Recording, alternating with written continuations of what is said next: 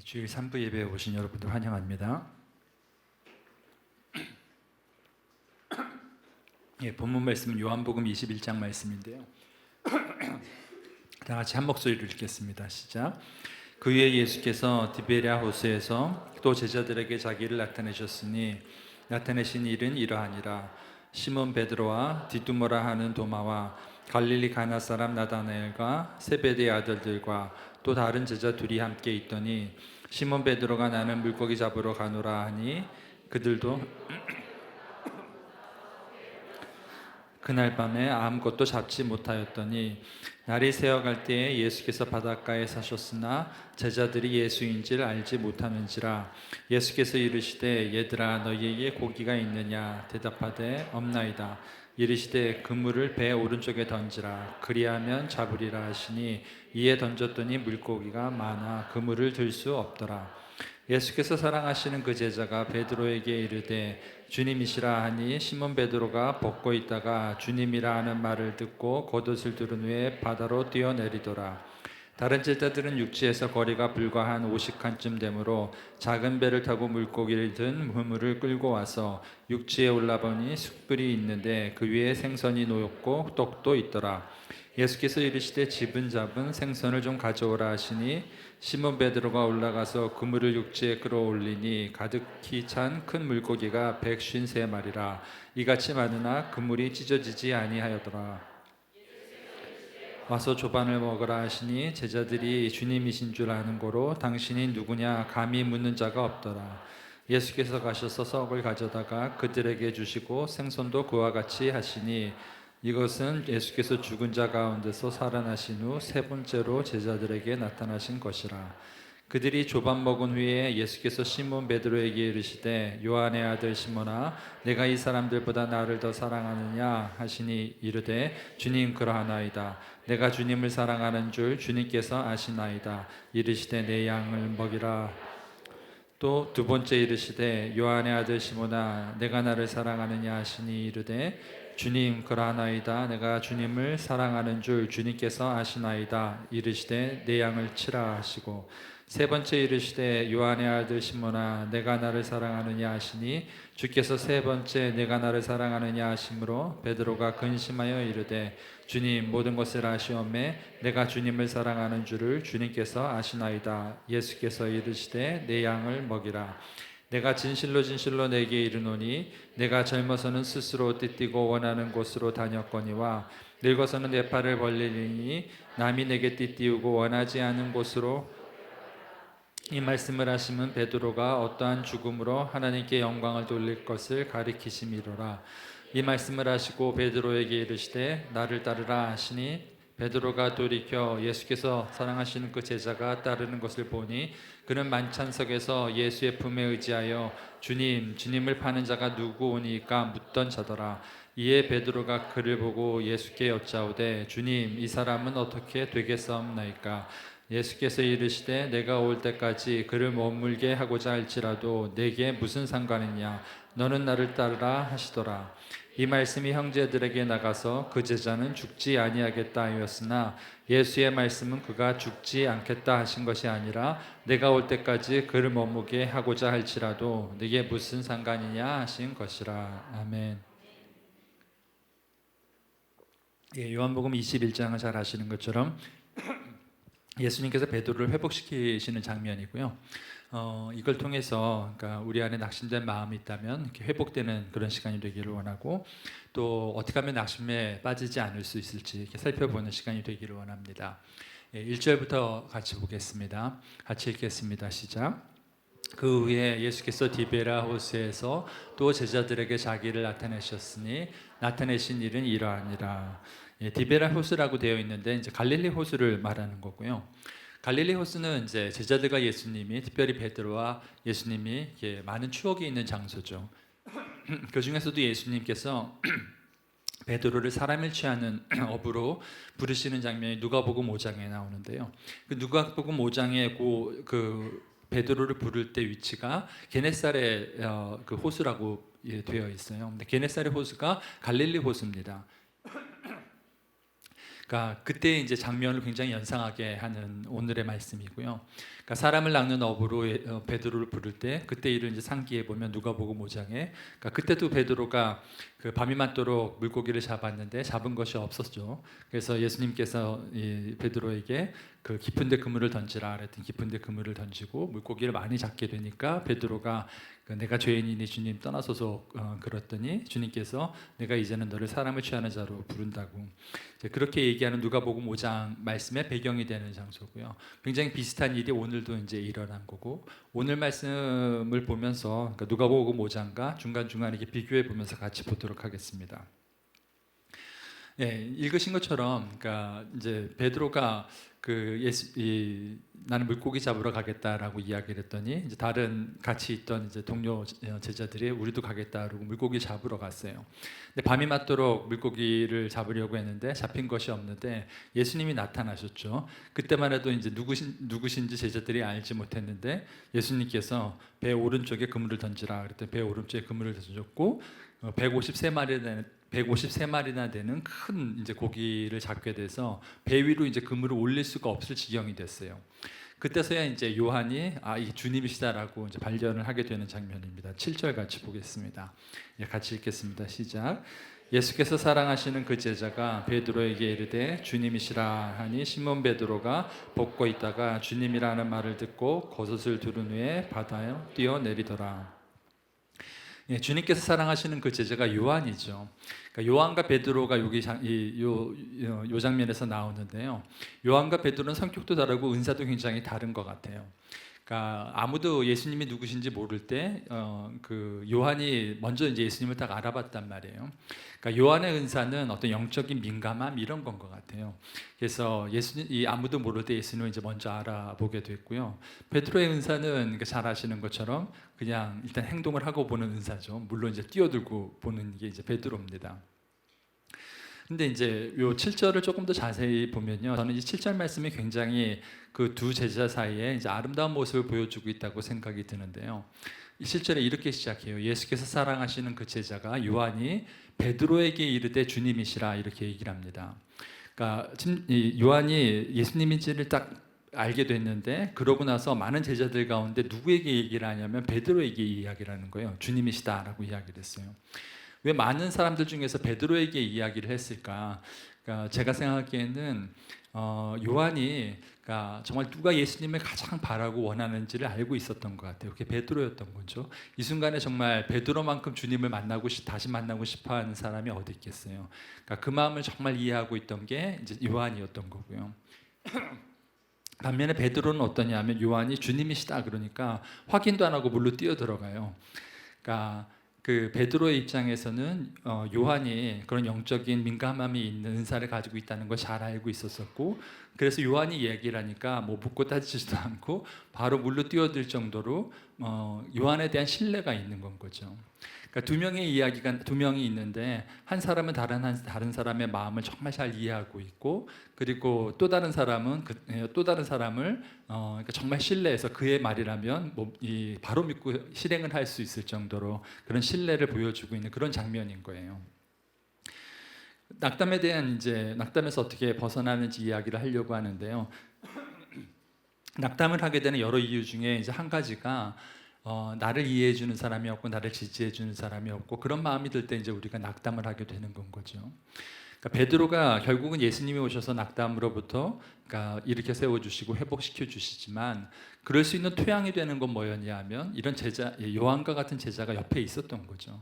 그러니까 정확히 나의 마음을 이해해 주는 사람이 있고 또 내가 얘기하면 정말 믿어주고 신뢰하는 관계가 있고 그러니까 이런 공동체가 있기 때문에 그러니까 베드로가 이렇게 회복할 수 있다고 믿습니다. 2절을 다시 한번 볼게요. 2절 같이 한번 읽겠습니다. 시몬 베드로와 디두모라 하는 도마와 갈릴리 사람 나다나엘과 세베대의 아들들과 또 다른 제자들이 함께 있더니 그 여기에 있는 사람들을 보면 그러니까 시몬 베드로가 있고 그 다음에 도마가 있고 그리고 나다나엘이 있고 세베대의 아들들 이게 두 명이에요. 그리고 또 다른 제자들이 있는데 또 다른 제자가 두 명이 있었대요. 그래서 모두 7명이 있었어요. 잘 아시는 것처럼 7은 그러니까 성경에서 무슨 숫자냐 하면 완전함을 나타내는 숫자인 거예요. 그러니까 이 요한복음에는 굉장히 상징이 많이 나타나는데 이 사도 요한이 이야기를 쓸 때 그러니까 굳이 7명인 것을 밝힌 것은 제 생각에는 여기에 있는 7명이 요한의 눈에는 완벽한 공동체, 완전한 교회로 보이는 건 거죠. 그러니까 이 사람들이 어떤 사람이냐면 다 예수님을 부인하고 다 도망갔었었고, 심지어 베드로는 예수님을 그러니까 배반을 하고, 그러니까 이제 이렇던 제자들이란 말이에요. 다 쓰러지고 다 낙담하고 이렇게 되어 있는 사람들인데도 불구하고 요한의 눈에는 이들이 완벽한 공동체, 완전한 교회로 보인다는 거죠. 그 이유가 왜겠어요? 아까 이야기했던 것처럼 이들이 그래도 그 안에서 이 사람의 마음을 정말 이해하는 마음이 있고, 다른 또 상대편을 정말 신뢰하는 마음들이 있는 건 거죠.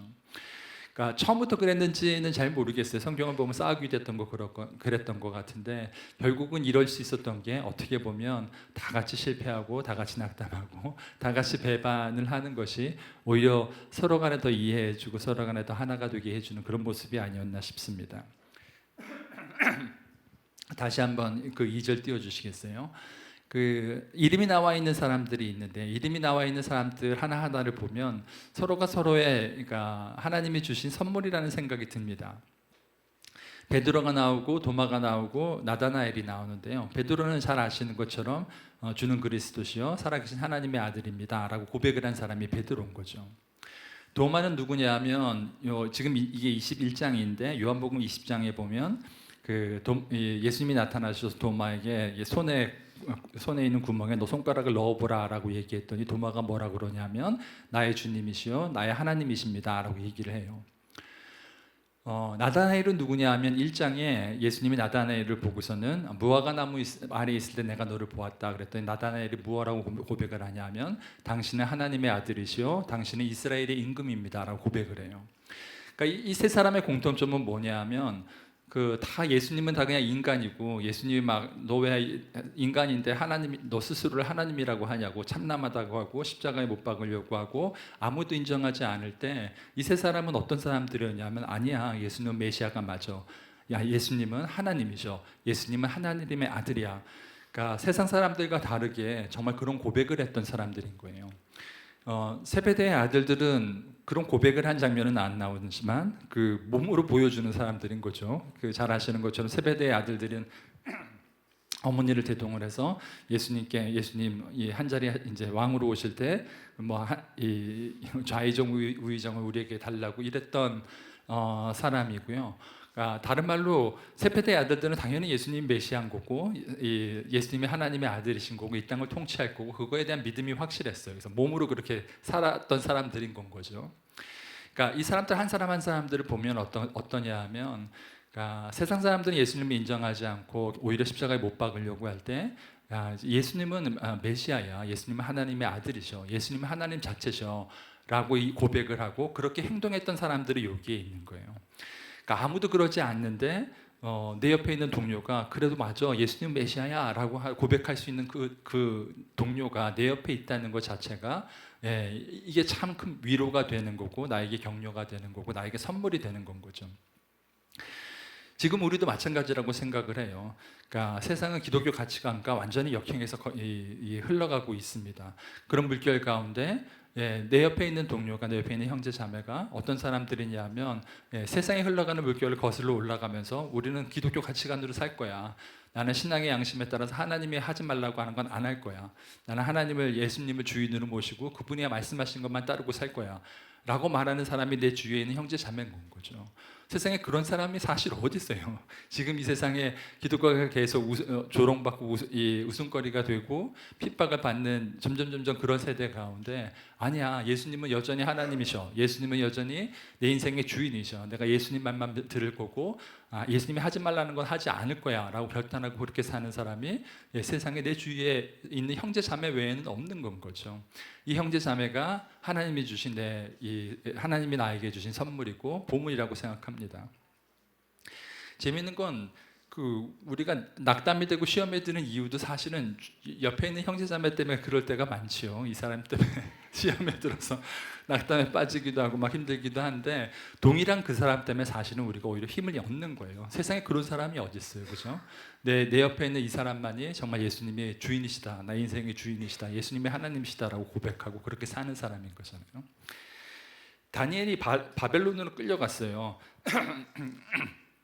어린 시절에 바벨론으로 끌려가서 얼마나 낙담이 됐겠어요. 나라가 망하고 바벨론으로 끌려갔는데, 근데 다니엘이 한 번도 낙심했다는 이야기도 성경에 나와 있지 않고 낙심한 모습도 보이지가 않아요.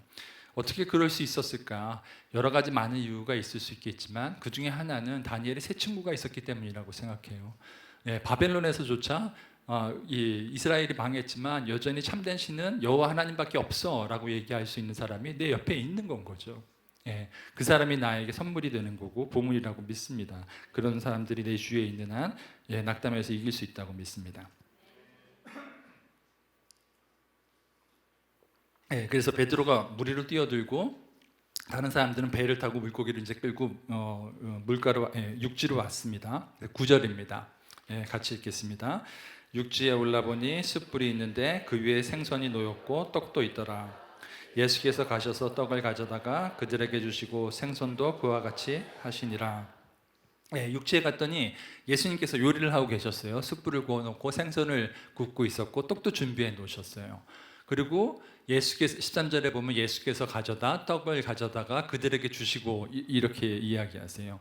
그러니까 예수님께서 그냥 식사 준비만 한 게 아니라 실제로 다 준비하고 그거를 이제 수종 드는 건 거죠. 제자들에게 가서 이제 먹으라고 갖다 주고 수종을 드는 장면이에요.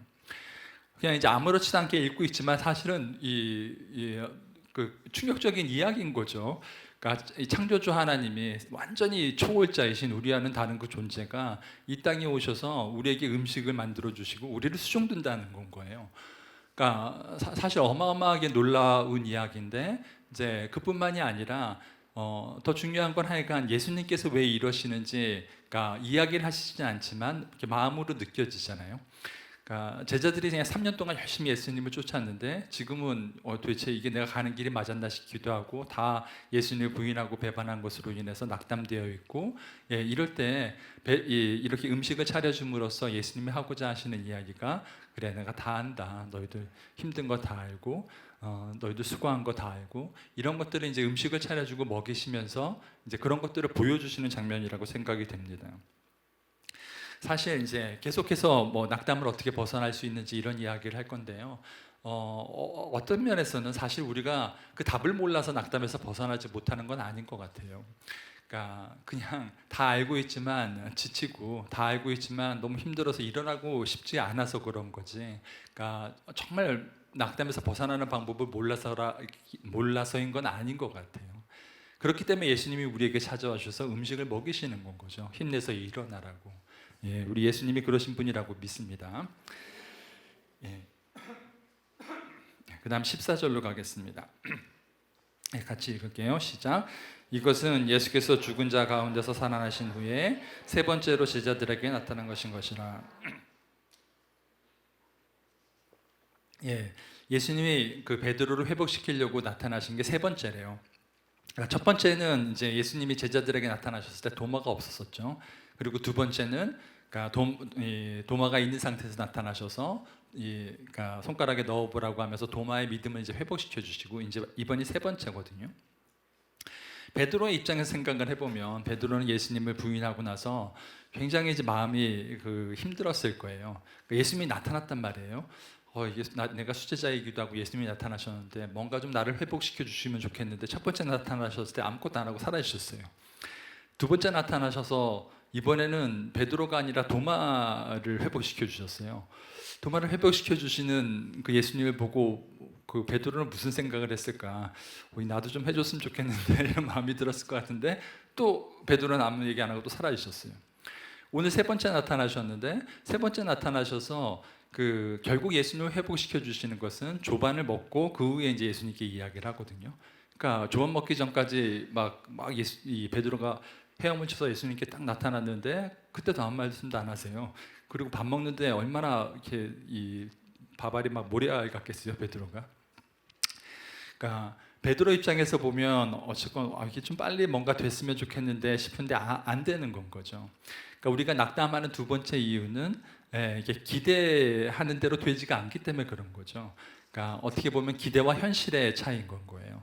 내가 이렇게 계속 정말 하나님 위해서 헌신했으면 이런 결과가 나올 거라고 기대하는데 그 결과가 이루어지지 않는 건 거죠.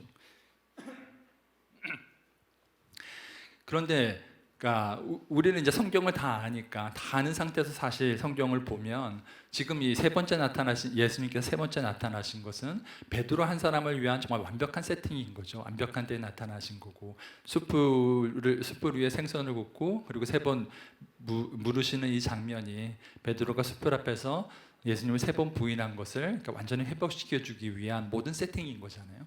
그러니까 결국은 하나님이 하나님의 때에 완벽하게 회복을 시켜 주실 건데 우리가 이제 그때를 못 기다리는 거죠. 우리의 기대한 때와 달라서 못 기다리는 게 문제인 것 같아요. 그러니까 지금 내가 회복이 필요한데 회복이 되지 않는다면 하나님이 아직 하나님의 완벽한 타이밍이 아닌 건 거죠.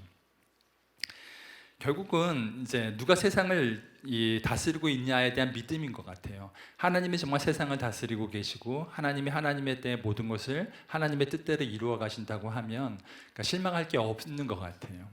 근데 이제 그걸 믿지 못해서라는 생각이 들고요. 열왕기하에 나와 있는 말씀 하나 보려고 하는데요. 열왕기하 5장 1절부터 3절 말씀입니다. 같이 읽겠습니다. 시작. 아람 왕의 군대 장관 나아만은 그의 주인 앞에서 크고 존귀한 자니 이는 여호와께서 전에 그에게 아람을 구원하게 하셨습니다. 그는 큰 용사이나 나병 환자더라. 전에 아람 사람이 떼를 지어 나가서 이스라엘 땅에서 어린 소녀 하나를 사로잡음에 그가 나아만에게 아내에게 수종들더니 그의 여주인에게 이르되 우리 주인이 사마리아에 계신 선지자 앞에 계셨으면 좋겠나이다. 그가 그 나병을 고치리이다 하는지라. 어린 소년인데요. 아람 군대에 끌려왔어요. 전쟁 중에 끌려왔든지 이제 그랬을 텐데요. 얼마나 낙담이 됐겠어요. 끌려와서 종이 되었고 끌려올 때 이 군대가 가서 끌어왔으니까 가족들이 죽거나 그랬을 수도 있을 것 같아요. 근데 참 신기하게 하여간 이 소년은 전혀 낙담하는 모습이 없는 거예요. 오히려 낙담하는 게 아니라 우리 이스라엘에는 그 위대한 선지자가 있는데 그러니까 나아만 장군이 거기 가면 고침을 받을 거예요 라고 당당하게 이야기를 해요. 그러니까 똑같은 일이 벌어졌는데 어떤 사람에게는 그 일로 인해서 낙담하는 사람이 있고 똑같은 일이 벌어졌지만 여전히 우리 주님은 살아계셔, 하나님은 이 세상을 통치해라고 이야기하는 사람이 있는 건 거예요. 그 차이가 뭘까? 다시 5장 1절로 가면 5장 1절에 이렇게 되어 있어요. 아람만의 군대 장관 나아만은 그의 주인 앞에서 크고 존귀한 자니 이는 여호와께서 전에 그에게 나아만에게 아람을 구원하게 하셨습니다. 나아만이 아람 군대를 이끌어서 이긴 이유는 나아만이 잘해서도 아니고 아람 군대가 강해서도 아니고 여호와 하나님께서 나아만을 그렇게 사용하셨다는 건 거죠. 이거를 알고 있느냐 이거를 알고 있지 않느냐의 문제인 건 거죠. 어린 소녀지만 이거를 알고 있었기 때문에 끌려가서도 낙담하지 않을 수 있었던 거죠. 그러니까 하나님이 세상을 창조하신다는 것만 믿고 있으면 우리가 어떤 낙담에서도 일어날 수 있다고 믿습니다.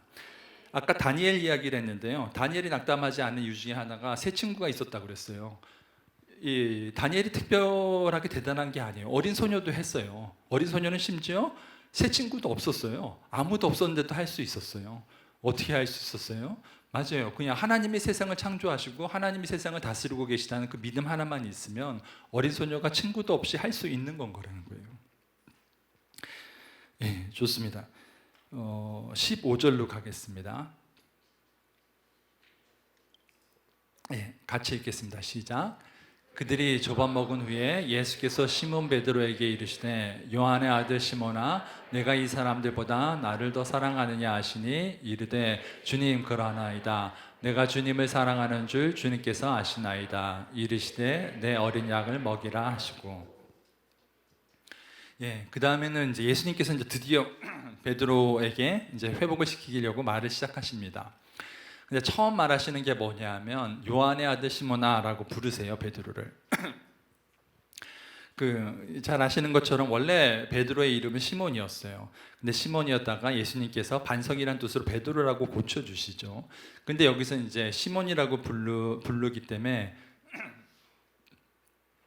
왜 시몬이라고 베드로가 아니라 왜 시몬이라고 불렀냐에 대해서 뭐라고 설명하시는 분들이 있냐면, 그러니까 시몬은 베드로라는 반석이 되기 전에 옛 이름이기 때문에, 그러니까 베드로로 하여금 그러니까 예전에 이 연약했던 시절의 그 모습을 다시 상기시켜주고 겸손하게 하려고 그러니까 시몬이라고 불렀다라고 한 해석이 있어요. 근데 저는 그 해석을 동의하지는 않습니다. 예수님께서 실제로 베드로를 부르셨을 때 이제 베드로라고 이름을 불러주셨지만 성경에 보면 베드로야 베드로야 이렇게 얘기하는 거 거의 없어요. 주로 시몬아 시몬아라고 이야기를 했지. 그러니까 이 시몬이라는 게 꼭 그 옛날 이름을 상기하려고 시몬이라고 불렀던 건 아닌 것 같아요. 그거보다는 그러니까 요한의 아들 시몬아라고 되어 있는데, 그러니까 요한의 아들이라는 게 중요한 것 같아요. 다음 구절을 같이 보겠습니다. 마태복음인데요. 같이 읽겠습니다. 시작. 시몬 베드로가 대답하여 이르되 주는 그리스도시요 살아계신 하나님의 아들이니이다. 예수께서 대답하여 이르시되 바요나 시몬아 내가 복이 있도다. 이를 내게 알게 하니는 혈육이 아니요 하늘에 계신 내 아버지시니라. 아멘. 네. 여기 보면 이제 바요나 시몬이라는 얘기가 나오는데요. 그러니까 바요나 시몬의 바가 뭐냐면 아람어로 아들이란 뜻이에요. 그러니까 바요나 시몬은 뭐냐면 요나의 아들 시모나 이 뜻이에요. 그러니까 요한복음에는 이제 그 요한의 아들 시모나라고 부르고 여기서는 요나의 아들 시모나라고 불렀는데 사실은 이제 같은 이름인 거예요. 그 당시에는 이제 이 히브리 말도 쓰고 아람어도 쓰고 뭐 헬라어도 쓰고 그래서 하나의 이름을 여러 가지 표기로 쓸 때가 많았대요. 그래서 그 요한복음에는 요한의 아들이라고 되어 있고 여기는 요나의 아들이라고 되어 있지만 하여간 같은 이야기입니다. 히브리어는 정확히 뭔지 모르겠지만 하여간 예수님께서 이 얘기를 요때 하셨을 때와 그 요한복음에서 하셨을 때는 하여간 아람어로는 똑같은 이야기를 한 거예요. 그래서 그 똑같다는 게 이제 중요한 거고요. 요 사건을 다시 한번 자세히 보면 요때가 언제냐 하면 그 빌립보 가이사랴라는 지방에 예수님이 도착해서 그 제자들에게 묻습니다. 사람들이 나를 누구라고 하느냐? 그랬더니 제자들이 더러는 침례 요한이라고 하고 더러는 엘리야라고 하고 더러는 선지자라고 합니다. 그랬더니 예수님께서 너희는 나를 누구라고 하느냐? 그랬더니 베드로가 여기 써 있는 것처럼 주는 그리스도시요 살아계신 하나님의 아들입니다. 이렇게 얘기를 해요. 그랬더니 성경에 뭐라고 되어 있냐면 이 고백을 듣고 예수님이 비로소 이제 제자들에게 내가 십자가에 죽을 거다라고 밝히시는 거예요. 그리고 예루살렘으로 올라가려고 굳게 결심하더라 이렇게 되어 있어요. 그러니까 이 주는 그리스도시요 살아계신 하나님의 아들입니다라고 얘기하는 이 고백이 예수님이 사역을 하실 때 드디어 십자가를 지고 갈 때가 됐다라고 결정을 하는 아주 중요한 그 시점을 만들게 한 그런 고백인 거예요. 그러니까 예수님께서 이제 요한의 아들 시모나라고 그 베드로를 회복시켜서 요한의 아들 시모나라고 부를 때 그 요한의 아들 시모나라고 불렀던 이유는 제가 생각하기에는 요 사건을 상기시키려고 하는 거고, 이 사건을 상기시킨다는 뜻은 뭐냐 하면 베드로 너는 연약한 자야 이런 얘기를 하려고 하는 게 아니라 오히려 반대로 베드로 너는 대단한 사람이야. 너가 어떤 사람이냐 하면 너의 이 고백을 통해서 내가 이제는 십자가를 지고 예루살렘으로 올라갈 거야 라고 결심을 하는 정말 사역의 결정적인 순간을 맞이하게 하는 그 고백을 한 게 너야, 이 얘기를 하려고 하셨다고 믿어요. 그러니까 결국은 베드로가 누군지를 다시 한번 상기시켜 주는 거라고 믿습니다. 우리는 다 그 새로운 피조물이에요. 누구든지 예수 그리스도 안에 있으면 새로운 피조물이라고 했어요. 새로운 피조물이라는 게 단순히 신분의 변화뿐만이 아니라 저는 진짜로 우리가 새로운 피조물이 있어 바뀌었다고 믿습니다. 그리고 계속해서 바뀌어가서 새로운 피조물의 완성이 이루어질 거예요. 근데 문제는 뭐냐면 우리가 낙담하는 이유가 뭐냐면 세 번째 이유인 거죠. 세 번째 낙담하는 이유는 뭐냐면 우리가 우리 모습을 보면 절대 안 변할 것 같은 거예요. 계속 실패하고 절대 안 변할 것 같은 거죠. 혹은 내가 내 주위에 있는 사람, 내 배우자든 자녀든 보면 절대 안 변할 것 같은 건 거예요. 하지만 성경은 뭐라고 얘기하냐 하면 그게 아니고 새로운 피조물이라는 거예요. 이미 바뀌었고 그리고 계속 그렇게 바뀌어 갈 거라는 거예요. 문제는 뭐냐 하면 우리가 새로운 피조물이 됐는데도 불구하고 여전히 실패할 때도 있고 여전히 죄를 지을 때도 있고 여전히 쓰러지고 넘어질 때도 있는 건 거예요. 그럴 때마다 사탄이 뭐라 그러냐 하면 야 너가 무슨 새로운 피조물이야, 바뀌긴 뭘 바뀌어, 너 절대 안 바뀌어, 이렇게 얘기를 하는 거죠. 혹은 내 주위에 있는 사람, 너의 배우자, 너 배우자 절대 안 바뀔 거야, 이렇게 얘기를 한다는 건 거죠. 하지만 성경은 그렇게 얘기하지 않아요. 성경은 우리가 바뀔 거라고 이야기합니다. 우리가 계속 문제는 계속 우리가 실패하기도 하고 넘어지기도 하고 쓰러지기도 하는 게 문제인데요. 얼마 전에 하여간 그 은혜의 영웅들이라는 책을 읽었는데 그 책에서 그런 얘기를 해요. 그럴 때마다 우리는 미가서를 외쳐야 된다는 거예요. 미가서 7장 말씀을 같이 보겠습니다. 같이 한번 읽어볼까요? 시작. 기뻐하지 말지어다. 나는 엎드러질지라도 일어날 것이요 어두운 데 앉을지라도 여호와께서 나의 빛이 되실 것입니다. 내가 여호와께 범죄하였으니 그의 진노를 당하려니와 마침내 주께서 나를 위하여 논쟁하시고 심판하시며 주께서 나를 인도하사 광명에 이르게 하시리니 내가 그의 공의를 보리로다. 아멘. 우리가 쓰러지고 막 넘어지고 죄를 짓고 그럴 때마다 뭐라고 외쳐야 되냐 하면 나의 대적이여 나로 말미암아 기뻐하지 말지어다. 나는 엎드러질지라도 일어날 것이고 어두운 데 앉을지라도 여호와께서 나의 빛이 되실 것입니다. 이거를 외쳐야 된다는 거죠. 아론을 한번 생각을 해보세요.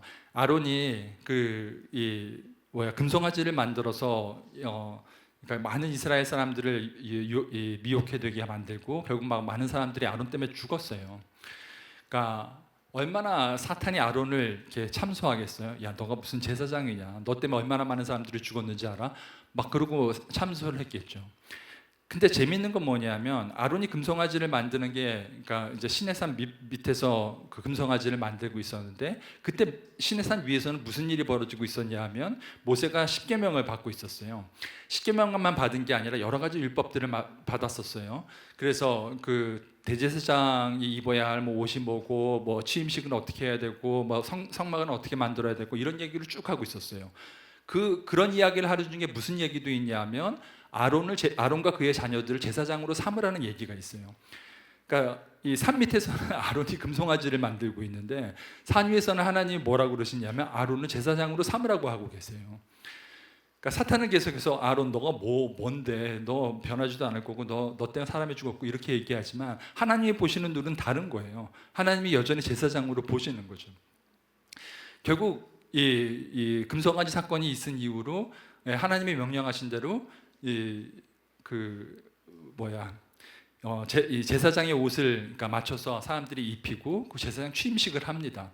아론의 입장에서 얼마나 무안하고 그랬을 것 같아요. 저는 이게 이 금송아지 사건을 만든 다음에 제사장의 취임식을 한다는 것 자체가 참 얼굴을 들 낯이 없을 것 같은데, 근데 하나님이 그렇다고 해서 제사장직을 파면시키는 게 아니에요. 끝까지 아론을 제사장으로 삼으세요.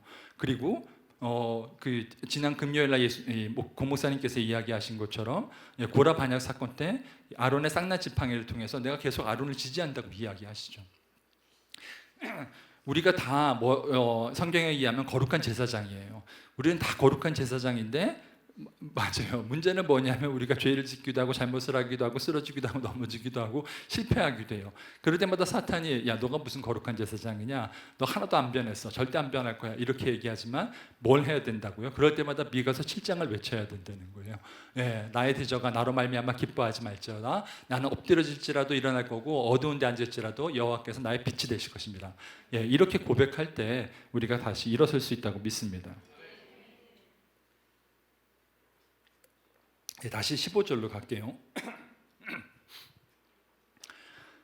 그래서 요한의 아들 시몬아라고 예수님이 부르시고 내가 이 사람들보다 나를 더 사랑하느냐라고 물으시니까 베드로가 뭐라고 그러냐면 주님 그러하나이다. 내가 주님을 사랑하는 줄 주님께서 아시나이다. 이렇게 이야기합니다. 낙담을 하는 네 번째 이유는 뭐냐면 죄 때문이에요. 그러니까 베드로가 지금 굉장히 낙담이 되어 있는데 베드로의 가장 큰 문제는 예수님을 그러니까 부인한 건 거지요.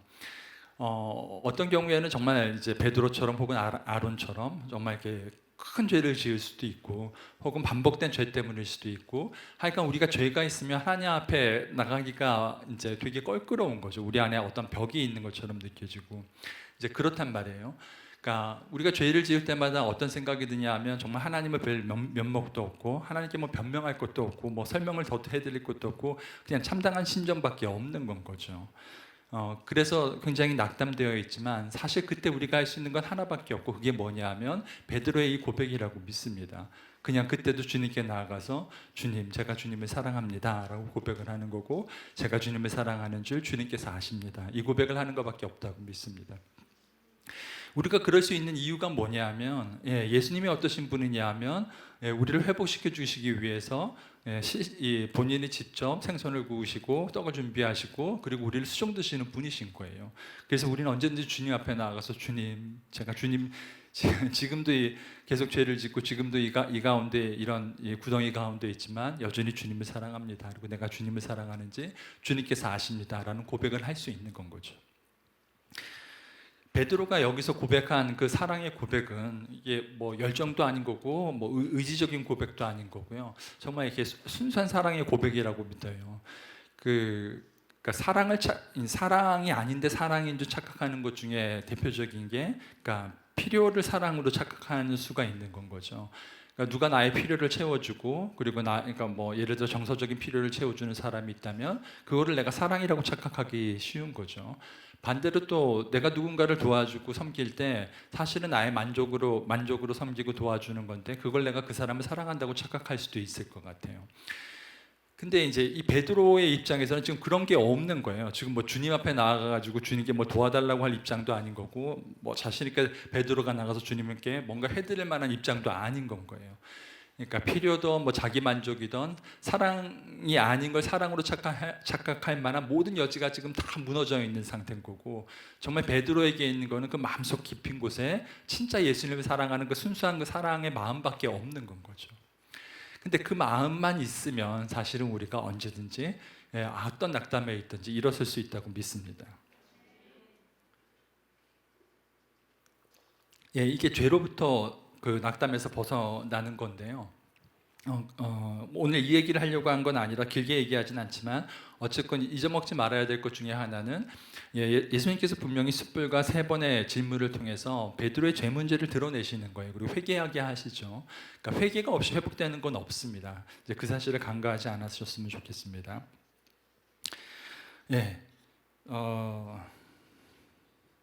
그리고 다시 15절로 가겠습니다.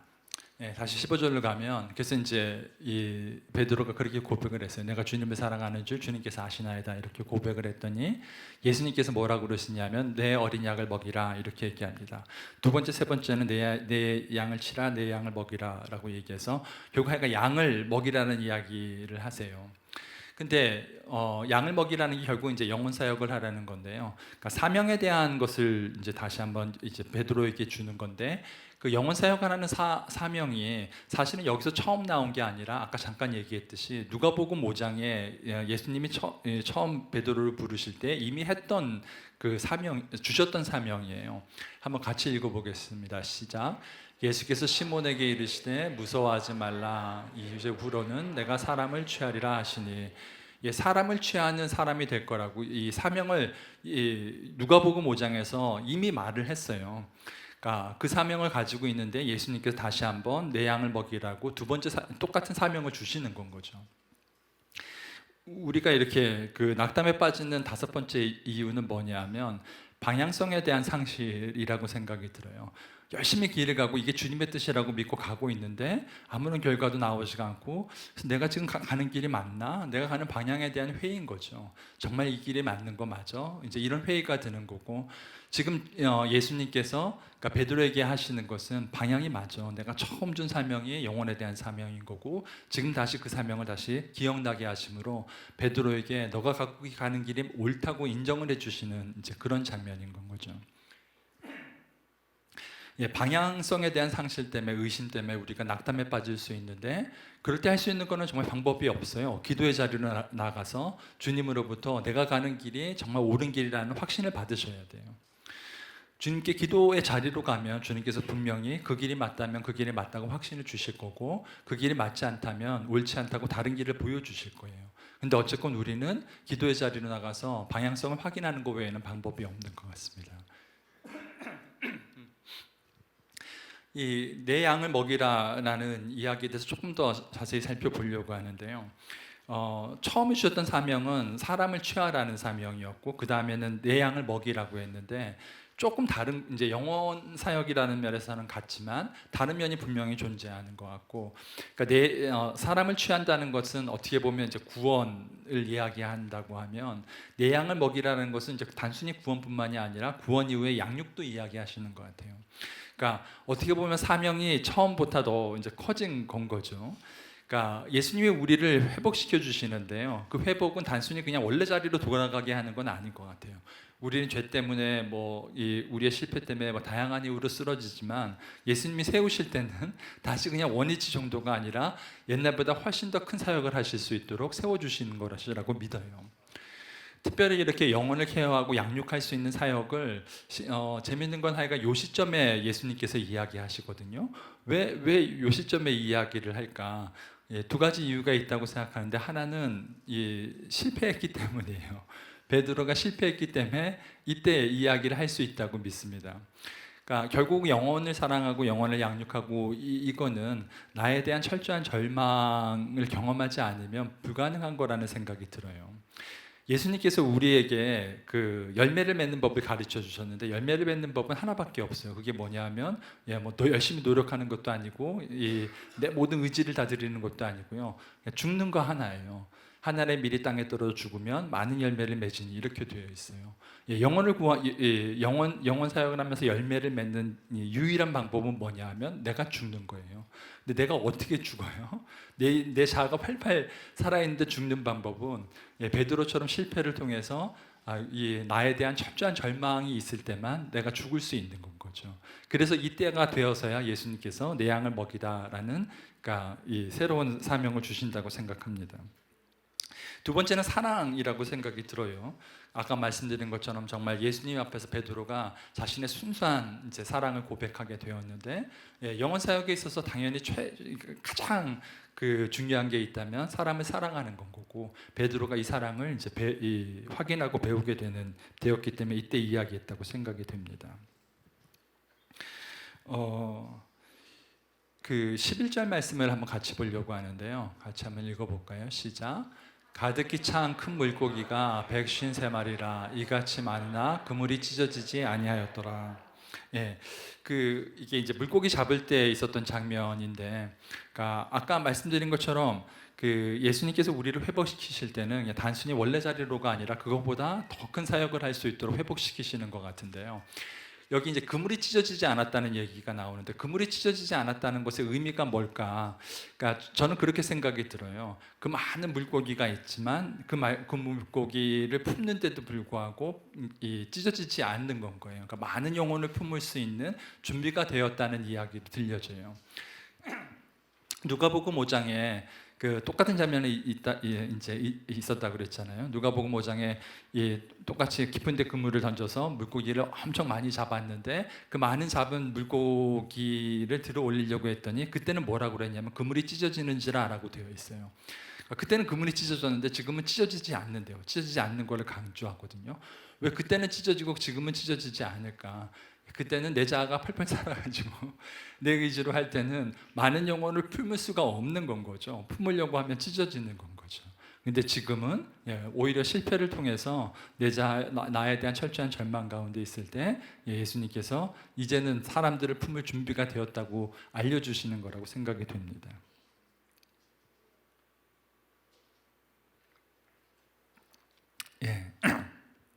그리고 이제 이 세 번 이제 이 이야기를 하신 다음에 예수님께서 베드로에게 뭐라고 그러냐면, 베드로가 이제 순교할 거라는 이야기를 알려주시죠. 그리고 베드로가 순교할 거고, 순교할 건데 너는 나를 따르라 그러고 이제 부르세요. 그랬더니 다음 절 보겠습니다. 20절부터 같이 읽겠습니다. 시작. 베드로가 돌이켜 예수께서 사랑하시는 그 제자가 따르는 것을 보니 그는 만찬석에서 예수의 품에 의지하여 주님 주님을 파는 자가 누구오니까 묻던 자더라. 이에 베드로가 그를 보고 예수께 여짜오되 주님 이 사람은 어떻게 되겠사옵나오니까. 예수께서 이르시되 내가 올 때까지 그를 머무게 할지라도 내게 무슨 상관이냐, 너는 나를 따르라 하시더라. 그 이제 예수님께서 베드로가 순교할 거라고 이야기하시면서 나를 따르라 했더니 베드로가 따르다 말고 그 예수께서 사랑하시는 그 제자 요한이죠. 요한을 갑자기 보더니 잘 나가다가 살짝 삐끗했어요. 그래서 얘는 어떻게 되겠습니까? 이렇게 물어보는 거예요. 그랬더니 예수님이 뭐라고 그러냐면 22절에 예수께서 이르시되 내가 올 때까지 그를 머무게 할지라도 네게 무슨 상관이냐? 너는 나를 따르라. 그리고 되게 매몰차게 이야기하세요. 예수님 굉장히 따뜻한 분이신데 여기는 굉장히 이렇게 분위기가 뭐라 그럴까 매몰차게 느껴지죠. 너랑 도대체 무슨 상관이야? 너는 나를 따라 이렇게 얘기를 하거든요. 제가 생각하기에는 하여간 앞에서 나왔던 많은 이야기들이 다 이루어져도 낙담에서 벗어나지 못하는 방법이 하나 있어요. 절대 낙담에서 벗어나지 못하는 게 뭐냐면 베드로처럼 나의 눈이 딴 사람으로 가 있으면 일어설 수가 없는 건 거예요. 그러니까 베드로가 지금 이제 낙담에서 회복이 돼서 결국 순교의 자리까지 가게 되는데요. 그 베드로가 낙담에서 벗어나 순교의 자리로 가는 데까지 가장 큰 방해가 뭘 것 같으세요? 그게 이게 죽이려고 하는 위협도 아니고 핍박도 아니고 그냥 쟤는요라는 마음인 건 거죠. 그러니까 사실은 예수님을 따라서 쭉 따라가야 되는데 일어서지 못하는 이유는 뭐냐면 다 이루어졌는데 일어서지 못하는 이유가 뭐냐면 다른 사람 뒤에 숨는 건 거죠. 아니 쟤는 왜요? 쟤는 어떻고 계속 요 다른 사람 뒤에 숨어서는 낙담해서 마지막에 일어설 수가 없다고 생각이 들어요. 그래서 다른 데랑 달리 예수님이 여기서는 굉장히 단호하게 얘기하시죠. 너랑 무슨 상관이야? 너는 나를 따르라라고 아주 매몰차게 이야기하십니다. 그리고 이제 23절 마지막으로 보려고 하는데요. 같이 읽겠습니다. 시작. 이 말씀이 그 제자는 죽지 아니하겠다 하였으나 예수의 말씀은 그가 죽지 아니하겠다 하신 것이 아니라 내가 올 때까지 그를 머물게 할지 내게 무슨 상관이야 하신 것이더라. 아멘. 예수님께서 아까 뭐라고 그러셨냐 하면 내가 올 때까지 요한을 그냥 그대로 놔둘지라도 그게 너랑 무슨 상관이냐라고 얘기했더니 사람들이 오해를 했다는 거예요. 아, 그게 요한은 죽지 않는구나 이렇게 생각을 했다는 거예요. 근데 이제 그냥 보기에는 어떻게 이런 것도 이해를 못하냐 막 이렇게 생각이 들 수도 있지만, 그러니까 이 요한이 죽지 않겠다라는 말이 그러니까 영원히 산다는 그런 뜻이 아니라, 그러니까 그 당시는 이제 임박한 그 재림을 믿었어요. 임박한 종말론을 가지고 있었고 곧 예수님이 오실 거라고 믿었기 때문에 많은 사람들이 어떻게 생각을 했냐면 살아생전에 예수님을 재림하는 예수님을 보는 사람도 있을 거라고 생각을 한 거예요. 그러니까 내가 올 때까지 이제 요한이 죽지 않을 거다라는 말은 뭐냐면 영원히 산다는 얘기가 아니라 요한이 살아생전에 예수님이 재림하기 때문에 살아서 예수님을 이제 볼 거기 때문에 죽지 않는다는 의미인 거예요. 그러니까 너무 이해 못해서 이상하다고 생각할 게 아니라 그 사람들이 재림을 정말 바라고 있었기 때문에 이런 이야기가 나온 건 거죠. 그래서 이 재림과 관련해서 세 가지 이야기를 하고 이제 기도하고 마치려고 하는데요. 예배팀 나오시면 되겠습니다.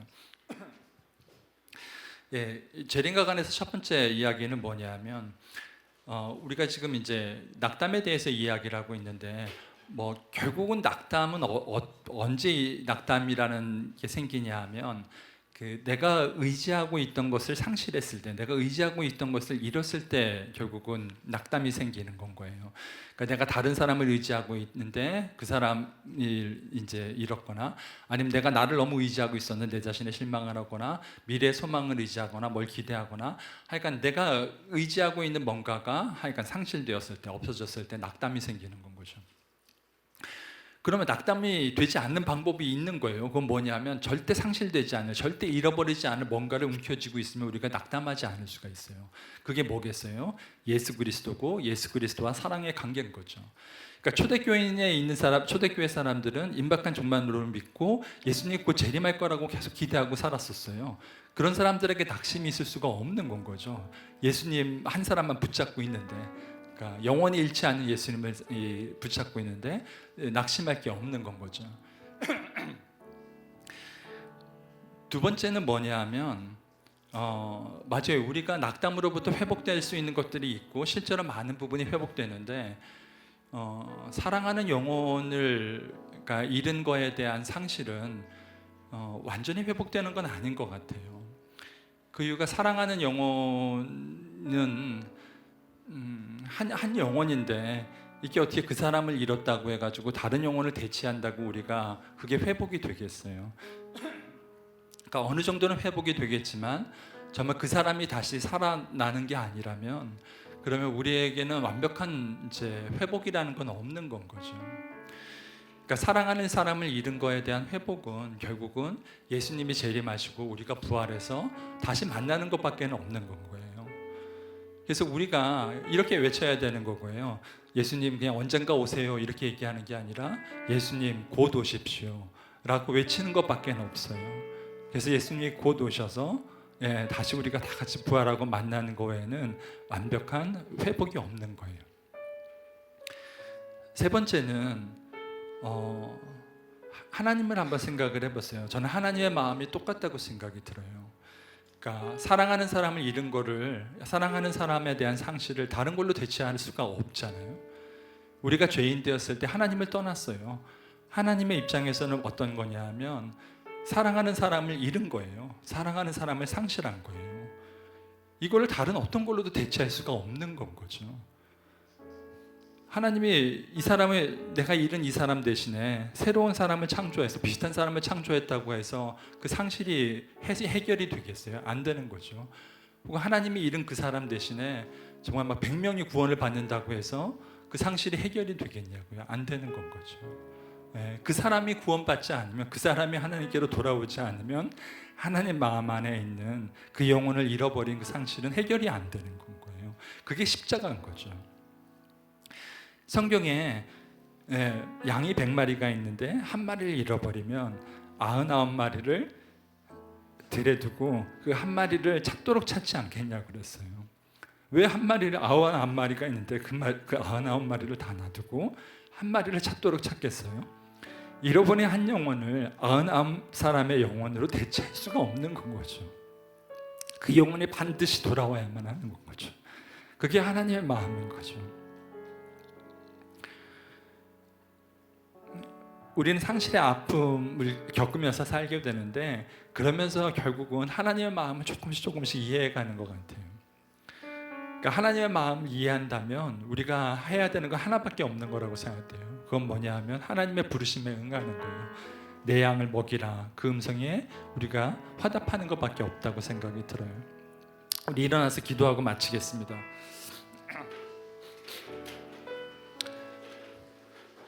이 얘기저기 많이 했는데요. 성경의 요한복음을 쭉 보면 결국 베드로를 회복시켜주기 위해서 예수님이 했던 건 딱 세 가지밖에 없어요. 첫 번째가 뭐냐면 나타나셔서 먹이시는 거예요. 두 번째는 뭐냐면 질문을 하는 거예요. 내가 나를 사랑하느냐라고 질문하는 거죠. 스스로를 생각해 보게 하는 거예요. 세 번째는 뭐냐 하면 사명을 다시 확인시켜 주시고 새로운 사명을 주시는 건 거예요. 엘리야가 갈멜산에서 바알 선지자들과 대결한 다음에 이세벨이 엘리야를 죽이려고 했을 때 엘리야가 낙담을 했어요. 그때 하나님이 나타나셨던 것도 세 가지예요. 찾아오셔서 엘리야를 먹이세요. 그 다음에 엘리야에게 질문하십니다. 엘리야야, 어찌하여 내가 여기 있느냐 이렇게 물으세요. 엘리야에게 스스로 생각해 보게 하시는 거죠. 그리고 사명을 주십니다. 사명이 뭐냐면 새로운 사명이에요. 엘리사를 세우고 하사야를 세우고 새로운 사명을 주세요. 사명이 있는 이상 낙담하지 않을 거라고 믿어요.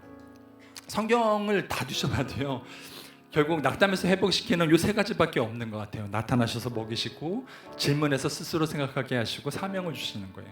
그렇다면 우리가 기도해야 될 것도 이 세 가지라고 생각이 들어요. 첫 번째 기도할 건 뭐냐면 하나님의 깊은 임재 가운데 들어갈 수 있도록 기도했으면 좋겠어요. 우리도 다 똑같이 바라잖아요. 하나님께서 찾아오셔서 우리에게 숯불에 생선을 구우시면서 우리를 먹이시기를 바라는데 왜 이 일이 안 이루어지는 거냐? 하나님 항상, 예수님 항상 우리 옆에 계세요. 문제는 우리가 깊은 임재 가운데로 들어가지 못하기 때문에 그걸 경험하지 못하는 거죠. 우리가 깊은 임재 가운데 들어가면 예수님께서 우리를 위해서 준비하시고 회복시키려고 하시는 걸 경험할 수 있다고 믿습니다. 두 번째는 뭐냐면 질문을 하실 거예요. 우리가 깊은 임재 가운데 들어가면 너가 어찌하여 여기 있느냐라고 질문할 수도 있고, 너는 너를 누구라고 생각하느냐라고 물을 수도 있고, 너는 나를 사랑하냐고 물을 수도 있어요. 그 질문에 답변하는 시간이 되기를 원합니다. 뭐라고 답변해야 될지 모르겠다면 베드로가 했던 답변을 이야기하면 좋을 것 같아요. 주님, 그래도 주님을 사랑합니다. 내가 지금 이렇지만 그래도 내가 주님을 사랑하는지 주님께서 아십니다 라는 고백을 했으면 좋겠습니다. 세 번째는 사명을 위해서 기도했으면 좋겠어요. 명확한 사명을 주세요라고 기도를 했으면 좋겠고요. 명확한 사명이 아직까지 모르겠다면, 그게 뭔지 모르겠다면 이렇게 기도했으면 좋겠어요. 하나님께서 명확한 사명을 주셨어요. 그게 뭐냐면 사람을 취하고 그리고 양을 먹이라는 사명을 주셨어요. 거기에 반응하는 건 거죠. 99마리 양을 버려두고 한 마리 양을 찾으시는 당신의 심정을 잊었습니다. 제가 이제부터는 양을 먹이는 목자가 되겠습니다. 이런 고백을 하는 여러분이 되기를 바랍니다. 우리 이 세 가지를 가지고 주의 이름만 부르고 기도하시겠습니다. 주여,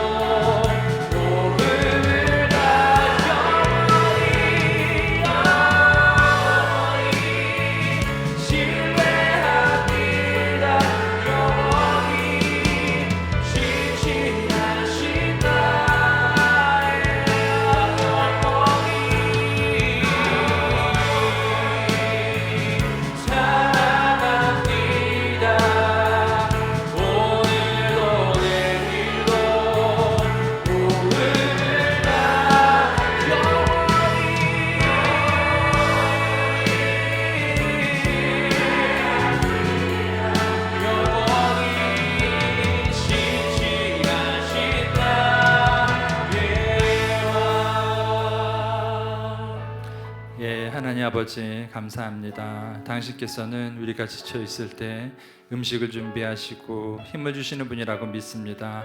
주님, 주님의 사명을 감당하기에 부족함이 없도록 주님 우리를 일으켜 세워주시고 다시 한번 주님의 사명의 길을 걸어갈 수 있게 해주시를 기도합니다. 주님, 우리는 쓰러질 때도 있고 낙담할 때도 있지만 여전히 주님을 사랑합니다. 우리가 주님을 사랑하는지 주님께서 아십니다. 주님, 우리가 다시 한번 일어서서 정말 내 양을 먹이라고 하신 주님의 그 음성에 반응하는 저희가 되게 도와주시고 참 목자로서 살아가는 저희가 되게 하시기를 간절히 기도합니다. 오늘 예배 오신 모든 분들 주님께서 축복하여 주시고 주님께서 그 모든 것들을 감당할 수 있도록 힘과 능력 부어주시기를 간절히 기도합니다. 감사합니다. 예수님 이름으로 기도했습니다. 아멘. 예.